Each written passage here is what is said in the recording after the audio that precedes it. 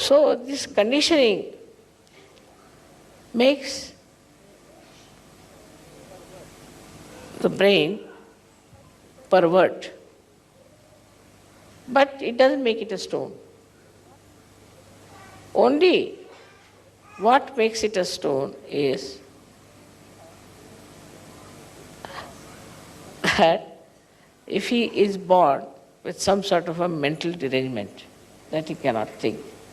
Otherwise, the brain goes on thinking, whether with conditionings or with ego. It goes on thinking.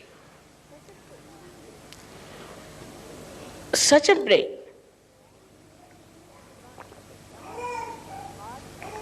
should not affect the heart, because heart affects the brain. But the auras which are manifested from the heart start becoming dull or disappearing. So the auras around the heart are very sensitive, and they feel no use throwing light on the brain. They start becoming smaller and smaller, and that's how the heart becomes small. Because they have no purpose in life then. So they start becoming smaller and smaller. As a result, the heart becomes small. We call somebody is very small-hearted fellow, is a chicken-hearted fellow, or we always say such a man is a stone-hearted person. All this happens because of the conditionings and the ego of the human mind, and the result is felt by the heart becoming a stone, because heart is a sensitive thing. Brain is not that sensitive. If you put something soft in the water, it becomes hard. But if you put a stone in the water and boil it, it won't.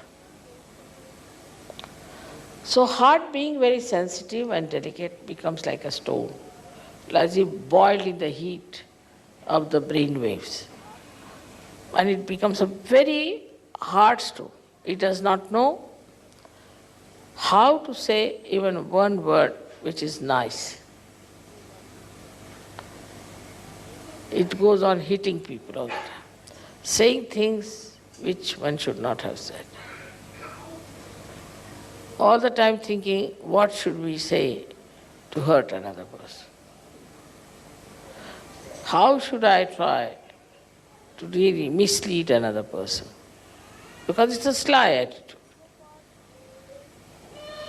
The ego part, the heart becomes again frozen with ego. And then the heart thinks, not thinks, but heart cannot emit any auras to the brain. The brain starts thinking that now the area of heart is finished. The heart cannot control us anymore. Then heart starts thinking that I will do all the work myself. The head starts thinking. And the heart becomes small, stony, it doesn't act. So now the brain takes over. The brain takes over, and then brain starts itself acting in a manner that we can't understand. They behave like animals, they behave like satanic people, they become very cruel, and they do not know how to really say something good to others.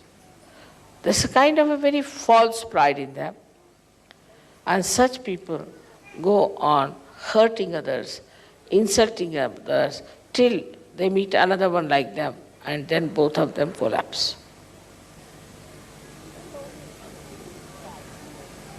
That's the only snag in the whole thing. Otherwise we would have been finished by now. But because the two persons with ego cannot be together, they neutralize each other. So thank God, we are saved from that. So these two conditionings, which actually are on the brain, these two conditions freeze the heart, and also make the domain of heart as 0. And then the brain starts asserting itself. That is how we do not know how to be kind to others, how to be nice, how to be helpful, how to be gentle, and how to be reassuring, protecting others. All this we have inherited already. We have already got a stone heart when we come to Sahaja Yoga, and we have a brain either full of ego or superego. So now with your Kundalini rising, you can clear out your head first of all. So the sincerity will come when the Kundalini will move and touch your Brahmarandra, which is the seat of your heart, and will expand. Then the heart just comes back like a king, returns back, and starts dominating the brain. And when the heart comes back, immediately find those people with whom we are angry, we would not talk, we had nothing to do. Suddenly you become friendly with them. There's no problem. In many ways, people have harmed you. All that harming and everything just disappears. And you start becoming so nice and beautiful. What has happened that Kundalini has touched your Brahmarandra, where is the seat of heart. And as soon as that opens out, your heart also opens. And it gets awakened, it thinks, oh, what? I have allowed this brain to rule me? How dare it rules me? It just jumps on it. And we have seen people, suddenly there is so much transformed, that's remarkable. The one gentleman in America, he said that, Mother, after realization, I was so much changed that I become a very mild person. And I never used to wish my uncle or anyone. So he met him in some sort of a fete, and then he said, hello, uncle. The uncle started looking at him. Are you all right? He would never say that. Then he went and saw, are you all right, uncle? Are you keeping all right? Can I do something for you? Very nice things he said. Uncle said, what have you been doing? Are you drunk or what? How can you speak so sweetly to me? I can't believe it. That's what happens. And that's why we have to understand that all these things can be easily dropped out because we have acquired them. They can be finished off because we have acquired them. They need not be all our lives, our relations. So, ego and superego. Both can be blasted off once your heart is awakened. So, when we are dealing with people, we have to break the ice also by communicating with others in a very decent manner. Like telling yourself, no, I don't believe that this man is so bad. Let me look after him. He may be all right. I don't think he's so bad. So to accept somebody is bad is very easy for human beings. And once they start accepting such a thing, then they build up a kind of a fortress in which they live and they think they are the best people. And nobody else is good. And thus the whole community, the whole society, the whole humanity gets bitten by these ideas.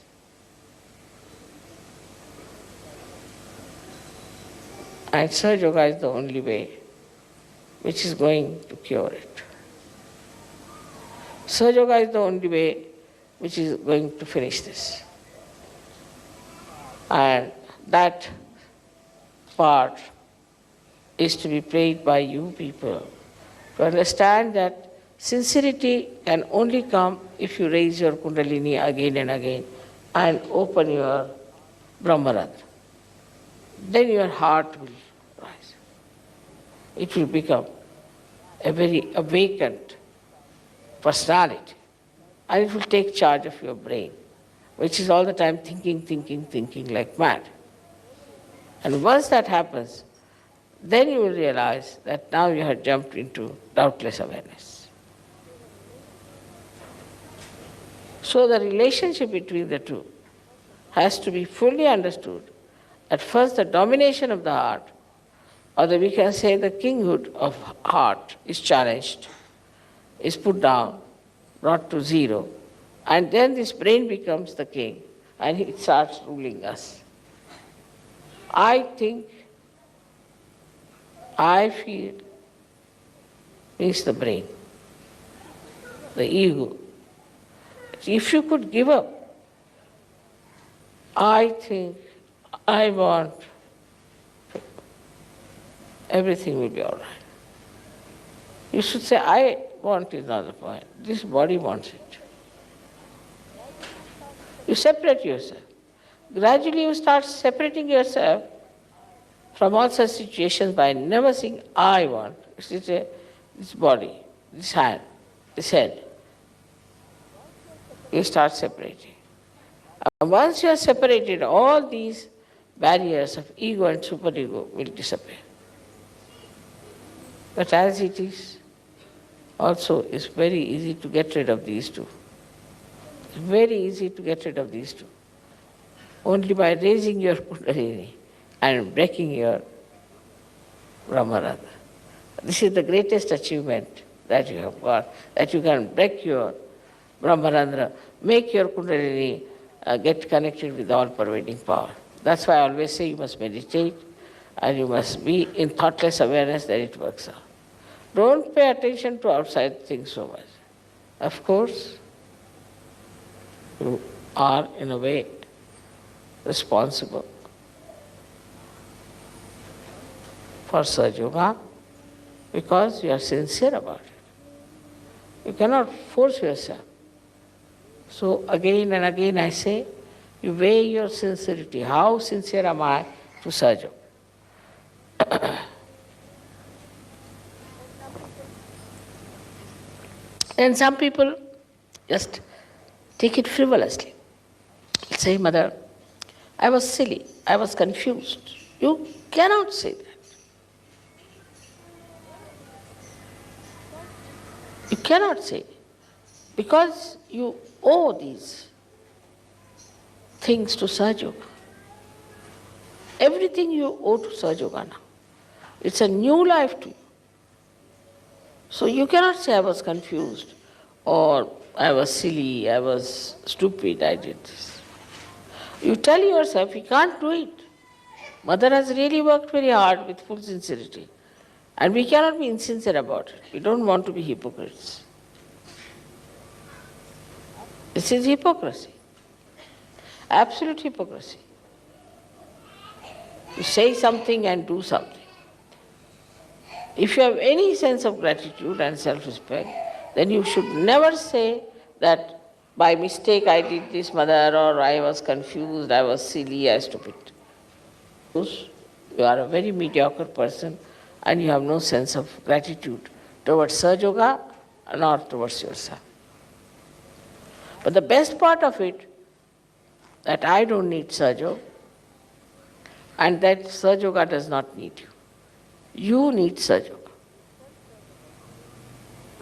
In itself, Sahaja Yoga is complete. It does not need you. It is a complete thing, will remain like that, absolutely. It will have its own position, its own status, its own dignity, everything intact. But if you have to get something out of it, you have to work it out.